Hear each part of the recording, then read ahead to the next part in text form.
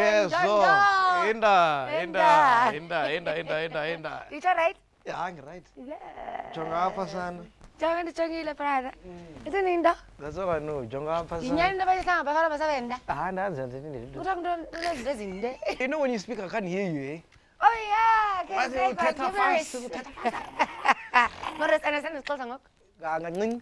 It's a lap. Angaz. It's a Salvasa. Yeah. But I never had closer friends, so I don't know. Yeah, I don't know. Why do you think that? Why do you think I don't have closer friends? Because I never met them. In the whole of Joburg? Well, I met a few, but it wasn't a conscious thing of us calling me Kosa Manji. Oh, and maybe if you weren't wearing a mapaka every time you come to conversations. Yeah, that's my thing. What's your thing with the flip-flops? I don't know, they're comfortable, man. Okay, why shall I have my flip-flops, well? No. Oh, so it's your comfort? Hey, I don't do a lot of making these days, so. Oh, because you're a G now.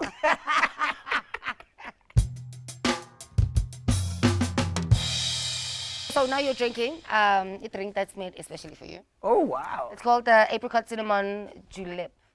Does it taste like cinnamon, or you just see it? Alcohol is alcohol to me. As long as it just gets you to the place. That's it. So let me give you the ingredients. So we've used Scottish leader, mint leaves, lemon juice, cinnamon syrup, apricot puree, and like MacG, it is uncensored and gives off great shows to SA. Hey now! As it is the madness method, I'm not going to ask you about anything. You're just going to pick a card, and then whatever you think of, you tell me, and we go in. You ready? Right, let's go. Yes, Sam. All right, sweet. Pick a card, my baby. I feel like it's like 30 seconds or something. Sweet. Yeah. And then, what is this? What must I do? What do you think of when you see that picture? Is there a story? Is there something? Something personal? I think of MacGyver, the actual story, the actual series, the show, yeah. Because he always had knives and stuff like that to break out of things. So what's your knife to break out every time they say do not watch MacG, his offensive? I guess my knife is my mouth. Because you know what they say about a double-edged sword, right? Yeah.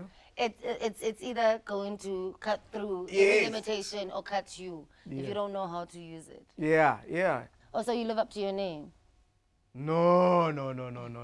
Because your tongue cuts. Your tongue cuts.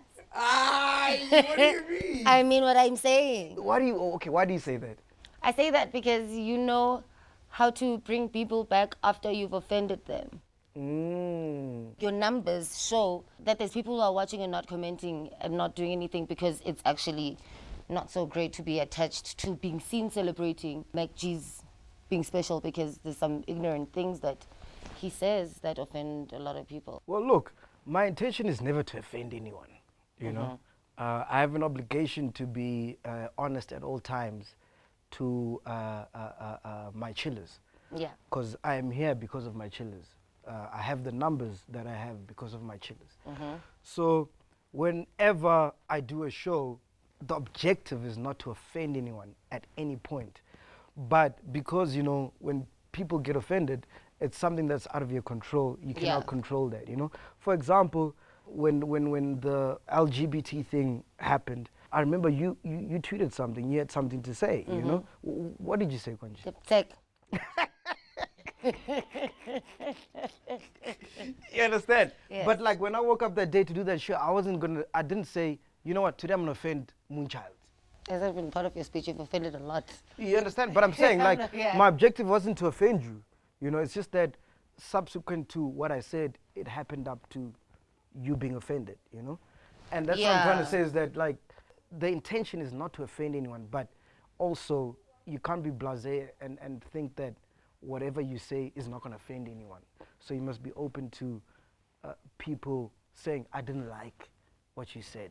Yeah. And then that's when you start saying, okay, what didn't you like about what I said? You know, how can I do it better? You know what I mean? So who checks you before social media or any other person? Who checks you? Who's there to just check you when you've done something unintentionally? There's no one, actually. Is it? Yeah, there's no one. Because even when we do great things, there's no one to say you did great things. You know, it's just about like I said, it's just about putting it out there, and however the public wants to perceive it, they perceive it. That is insane. How's that insane? It's insane because it's actually very magical, and it comes with things where you know someone sometimes background have not been exposed to, and therefore they don't know they're being offensive, and then they can be taught. At the same time, it's like, yo, sit at the edge of your seat. But at the same time, you're like, I know it's amazing, like, because you get to know. Because the craziest thing about that incident when it happened, Yeah. I'm actually glad it happened. A lot of people wouldn't.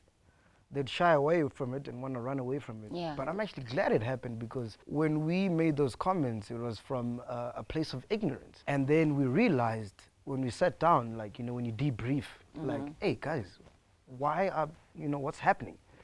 That's when we realized that actually this is a teachable moment in terms of how many other MacGs are there that didn't know that what we said is offensive. Yeah. You know?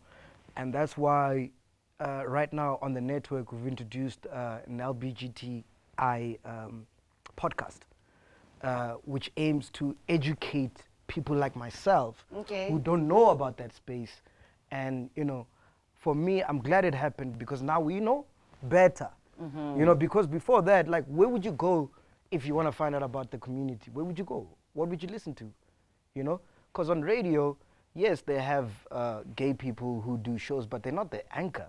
They are just the co-host. They are just there to say, hey, we are, you know what I mean? And it's definitely, it becomes more, until it is a show like that, it just becomes about someone from the community having a show, not necessarily educating. Exactly. And so, yeah. Just to say that we are, you know what I mean? Exactly.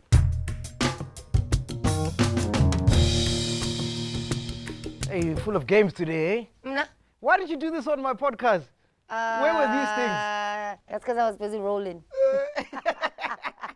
By the way, can I tell you, Moonchild was the first ever to get me high on my podcast.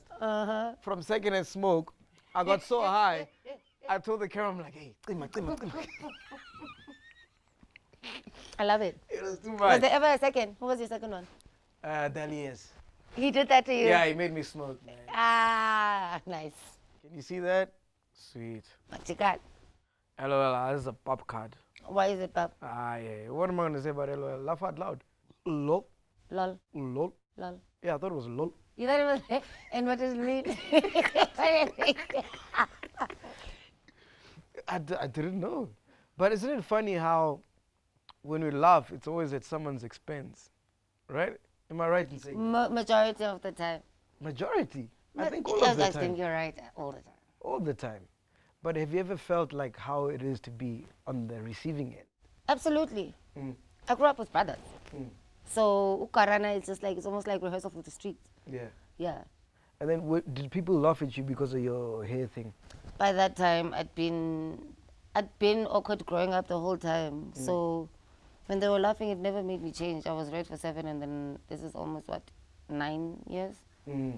Yeah, that's why I own it legally, because they jokes were not funny to me. I patented it because I knew I was good. Because what I love about you, ne? Yeah. You got a thick skin, bro. Like, you don't care what anybody says. You do your Twitter can praise you today. Twitter can trash you tomorrow. And you don't care because you're comfortable in your skin. Ne? But that's a trait. That's a very hard trait that a lot of people don't have nowadays. That's why people commit suicide and stuff like that. You know what I mean? I hear it a lot, actually. Because I'll be like, it's logic. Like figuring stuff, it's like logic, just use your head.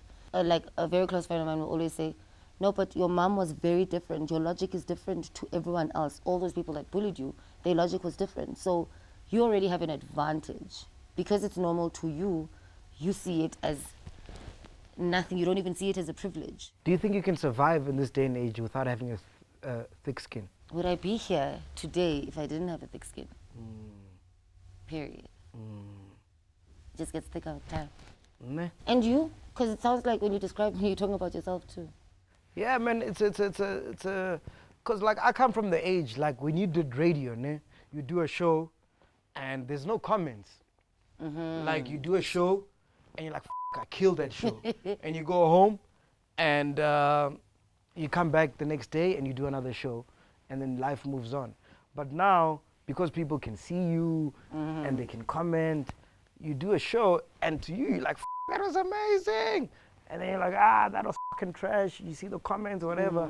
And it's like sometimes you don't want to give that negative energy attention, but in a way you can't surpass it. Like you cannot not see it. You'd have to live in a black hole where there's no internet for you not to see it. And sometimes, yes, you might be thick-skinned, but sometimes just one comment can your mind. Absolutely. And the thing is with these comments is that it plants a seed. You know, you might see a comment and be like, person is talking or whatever. But later, while you're doing an interview or a show, that comment creeps up because it was a seed that was planted. Because, you know, words are seeds.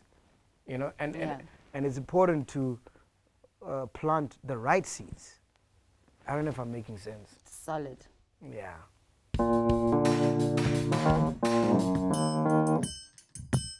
All right, let's go. Let's go.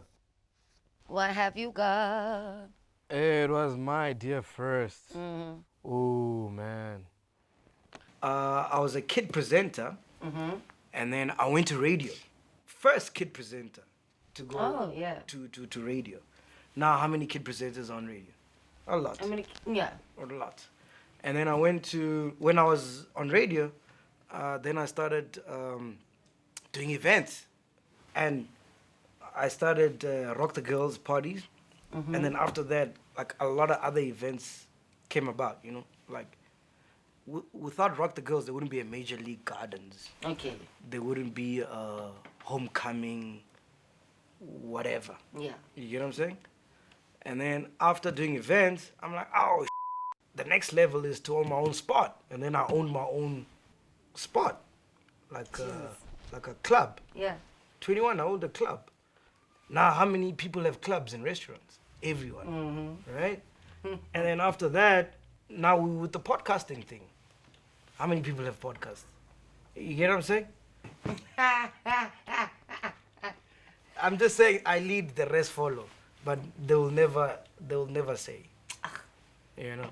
Yeah. Think you know pop bottles wouldn't be around if it wasn't Rock for the Girls. Is it? Yeah. I mean, I knew of Pop Bottles when I was still in Durban. Pop Bottles. The Pop Bottles Durban one. I think it's Pop Bottles is Rock the Girls. Every Rock the Girls. I used to book the same DJs. I used to book Zandy for hip hop, and we used to book Dimples for hip hop, and then we had Shimza, and then we had myself, Mo Flavor, and then sometimes, if he's available, we'd have Black Coffee, right? And all those guys do events, like they do big festivals now. Shimza has his one-man show, Dimples has Pop Bottles, whatever.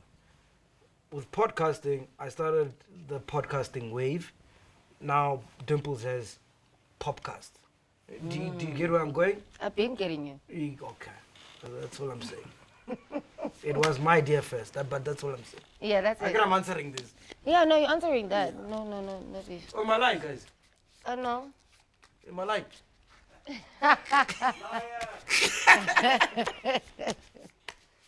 But you know you put it on the map, right? Our podcast was lit.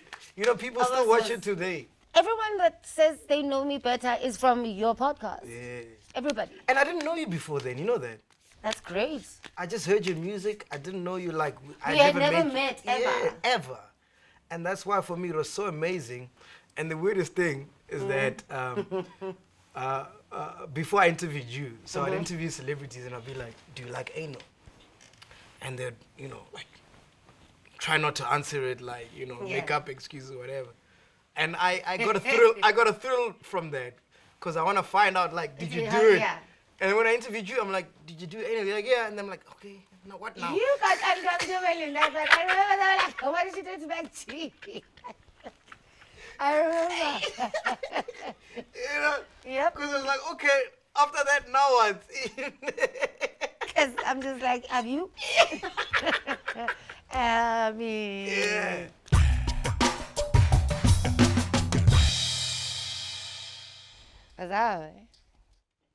How many cards are we pulling out? It's up to me. Okay. Okay, convince me you know a lot about something you don't. Ooh, that's a tough one. Jeez, where do I even start there, man?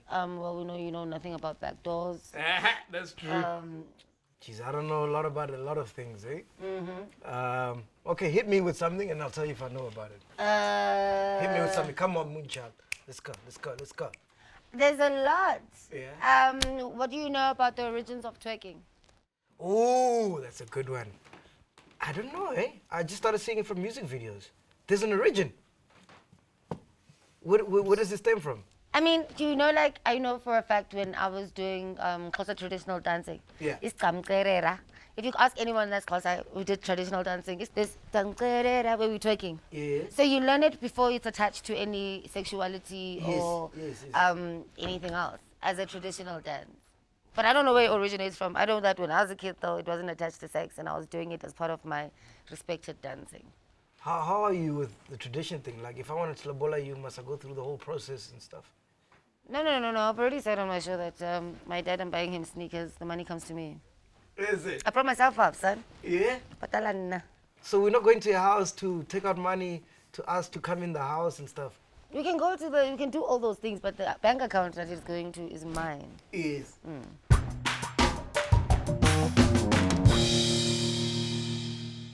Okay.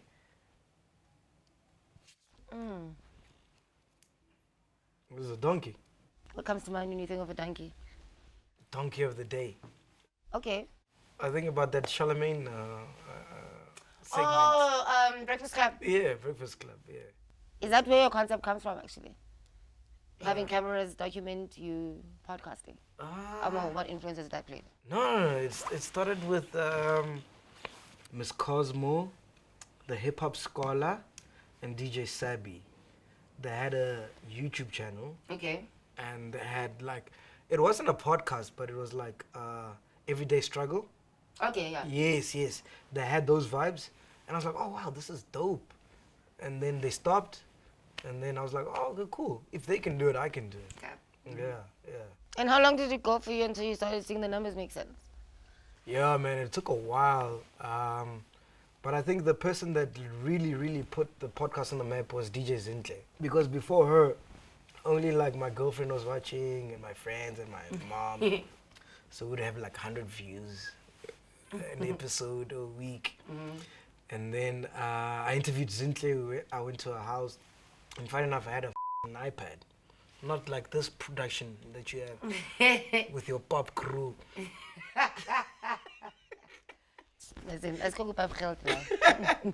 And then we put up the episode.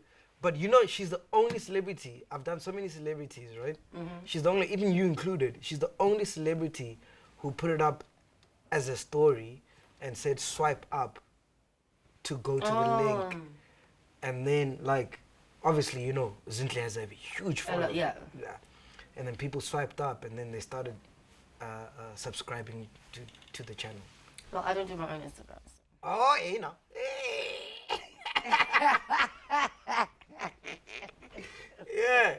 Yeah. But that's how it started. Yeah. Honestly, that's how it started, man. And then from there, I was like, wow, okay, cool. And this is up to how long? It had been 2 months since I started. How? This is so you were getting hundreds a week and it's just 2 months? So I was getting hundreds a week, and then after the Zintle, we're getting thousands now.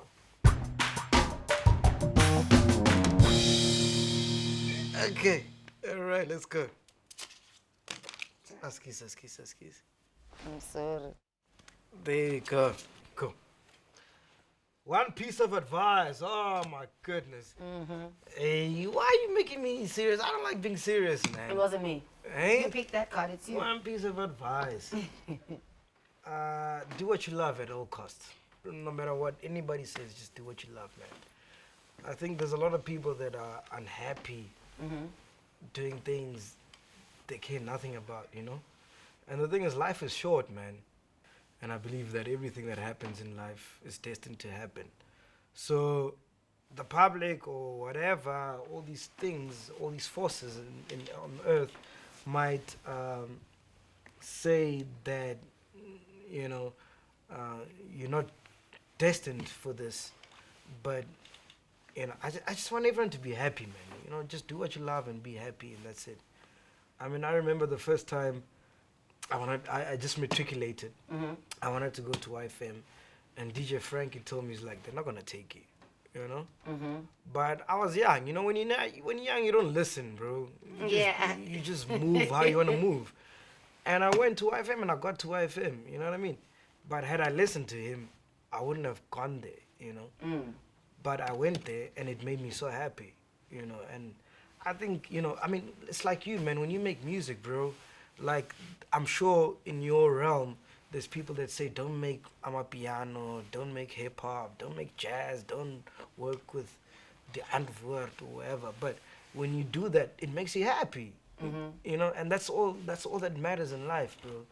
You know, imagine you had 24 hours to live in life. What would you do to make you happy in those 24 hours? And that's what I do every single day. I just do that makes me happy. If I make money, that's great. If I don't, I don't. If I get cancelled, I get cancelled. If I don't, I don't. You know. You just don't stop. I just don't stop. I just believe in doing what really, really, really makes you happy. And that's why in my show, the last question that I ask every interview, whether we've spoken about anal or like all the stupid that doesn't matter. Yeah. The last question is, what do you want to be remembered as? Because every celebrity is a human being, first and foremost. And when you ask them that question, it takes away the money. It's not saying how much money do you want to have. It's like, what do you want to be remembered as? And no amount of money can put value on what you want to be remembered as. Yeah. It's got no value. So when you answer that question, it actually talks to who you are. You understand what I'm saying? So if I ask you now, Munchad, what do you want to be remembered as? You're not going to mention the fact that you worked with Diplo, which is great. It's amazing. No, this is my profile right now to build, but for what I'm going to be remembered as. Exactly. So it strips away from the celebrity, the money, the likes, and the public persona. It becomes about the purpose. In actual currency, when you say be you at all costs, how much does it cost you? I can't quantify what I've lost, but I've lost a lot of relationships. Which are not. Which you can't, you know, like. Monetary value. Exactly. My relationship with you, I mean, look, we're not the best of friends, but we are cordial, you know. If I see you, you know, I'll say, hey, Moonchild, how are you? You know, if I need you. Because that's my shot. Yeah, exactly. But we can't quantify that relationship. Yeah. Exactly. But because of the podcast, I've lost a lot of relationships because I don't know what is up with you guys, but you guys are so sensitive. And a lot of people don't understand that, yo, with my show, there's no one's off limit. There's no holds bar. So, I mean, I make fun about my mother. I mean, I called my mother the other day and I asked her if she had a face. You understand what I'm saying? So there's no holds bar, and sometimes, like literally every week, it's been happening for the past 2 months. Every week I say something about a celebrity, they'll call me the day after and say, why did you say what you said? And I keep saying the same thing, or dude, we are friends, yes. But when I'm on camera and I switch on the mic, I'm doing my job. And my job is to be honest at all times with my chillers. Because those are the people that have me, not you. You understand? Celebs come and go. They come, they do the interview, they go. Brands come and go, you know? But the only people that I have till infinity are the chillers. So if I neglect them, I'm done, you know? So I'm not gonna now censor myself. You talking about things that exist that have been created anyway without you fabricating them. That's a fact, and someone's got to do that job. That's what Wendy also says about on time. I'm just telling you what you gave me. Exactly. But because everyone is scared everyone is trying to be everyone's friend, exactly. So then they're scared to say what is there. But it doesn't take away from the fact that I love you. It doesn't, but you did that. Yes. And the audience wants to hear about it. Exactly. And that's why they tune in. No one says you about that. That's typical. That's you expect. Is it because they know you personally? Yes. That it's like, sorry, wait, we'll hold up. Yes. But that's. I get calls every week. Like, yo, Mac, why would you say that? Maybe you should talk about me, then I'll take you to the strip club. I mean, That's the first time I met you, by the way, at the strip club. Bluetooth.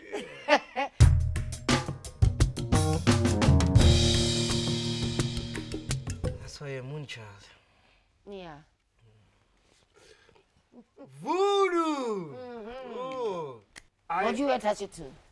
I think of dark vibes.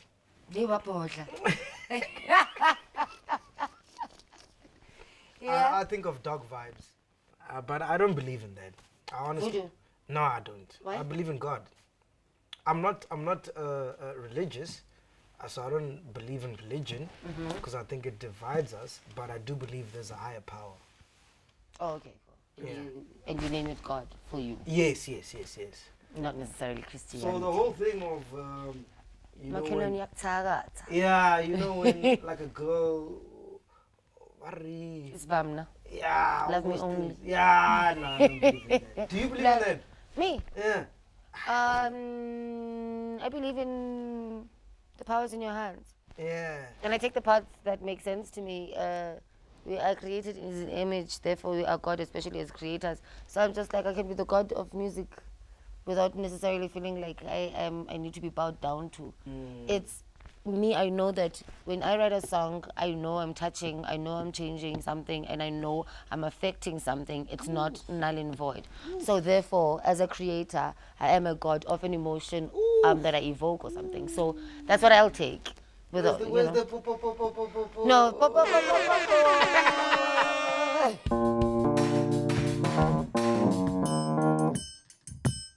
Pick another one. You own your masters, ne?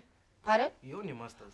Yes. I just resold my masters for another temporary time in London. Hey, But we're not there. Bluetooth. Bluetooth. Let's go. Oh, that master store. This one. Why do you say no to things? Woo! Because my energy is not there. Spirit is not there. But I think mostly, you know, we're privileged enough to have information, you know? So you can make a conclusion to say no or yes based on the information that you have. Because I think information is key. Don't you think so? I definitely know so. You know? Because if I'm coming to you and I got a shit deal for you, based on the information that you have, you're going to say no. You know what I'm saying? Absolutely. Yeah. When I grew up, we were taught from our mothers and aunts, ichop. Regardless, you understand, of what's transpiring. So it was always a thing of just be glad that you have a job, you know. So when I was on radio, like there was things that I would do that I didn't want to do, but I'll do it because I want to show the company that, you know, I'm a loyal employee. Like, Yeah. I'm here, guys. You want me? Yeah. Do you know I had a radio show every day of the week. Every day. Every day. And then on Saturdays, I'd work from 6 p.m. until 12. 6 hours. Because you couldn't say no. Yeah, because I couldn't say no. Because I thought if I said no, it's going to seem like, oh, I don't want the job.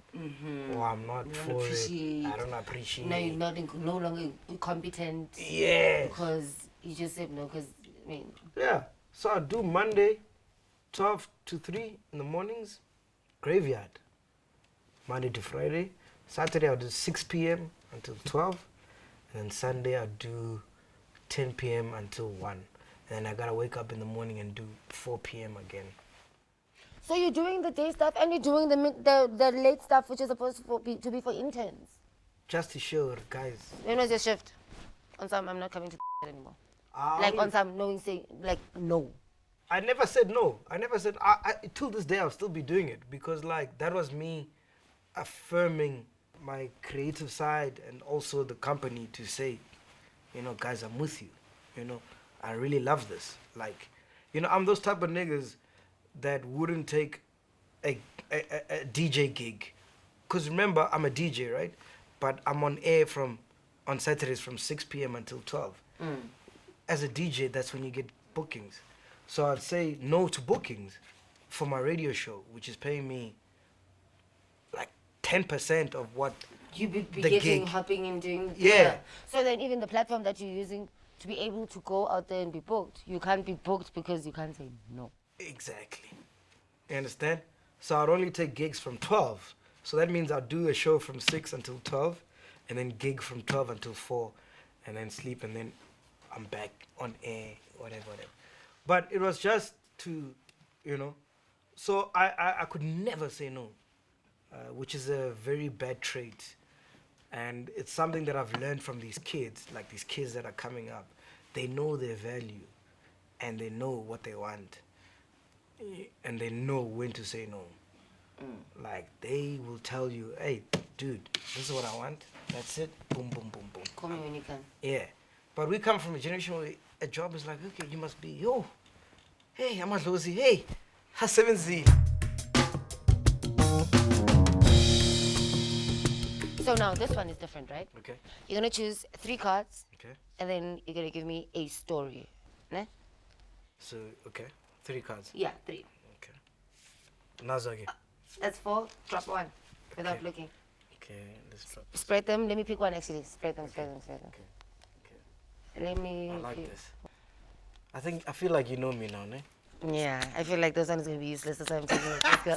I wanna know more. You can turn them around. Let's start with. Whoa! Reveal how you did it. Okay, this one is easy. What's happening here? It's up to you. So make up a poem. Bangathi share, like a whole story. Because that could be anything. Anything we can. Oh, now I can tell you the first time I was arrested. Must I tell you that? How many times have you been arrested? Oh, a couple of Me too. couple of times. So it's his finest. They were hosting a party. So I was driving a Corolla, man. An old car. We get to Hyde Park, rocking, whatever. Now all the girls want to leave with me, right? So I had like 6 girls in the bag. Rockstar. So we get out of the house like 4 or 5 in the morning. So these cops stop me. These girls are screaming. So it's just a lot of noise. I'm like, I'm not going to jail. Turn right. What? So I'm in my car, which like maximum can go 120. I say, it's like. Shy motor it. Mentally, you move faster. Yeah. So we're riding. The cops start chasing me. Then I go, get left. Into the suburbs. Get right. Get left. I'm like, guys, we're safe. So it happens that when I turn right, the cops were right there waiting for me. And had I turned left, I would have gone scot-free. They wouldn't have chased me. So I turned right. As I turned right, they got the whole thing. Because I stole the car. Hey, get out the car. So I had to get out the car. And then they like had to kneel. And they put handcuffs. And then we went to the station. All of you? Yeah. The girls included? Yeah. Jesus. Crazy thing is when you get to the station, the cops want to arrest everybody. And then the girl's like, we don't know. Coming from the car. And then they left, and then I was there for like a day. Alone? Yeah. How was that? It's crazy, man. Prison is crazy. Did you eat anything in there? No, they had stump or samp. Yeah. I think that's better than pap. It was crazy how all the girls were like, we don't know this nigga. Okay, Masambe, I want to get some more. Thank you so much for everything. Thank you. And continue being you and stop being ignorant. Okay, yeah. Yeah. Ooh.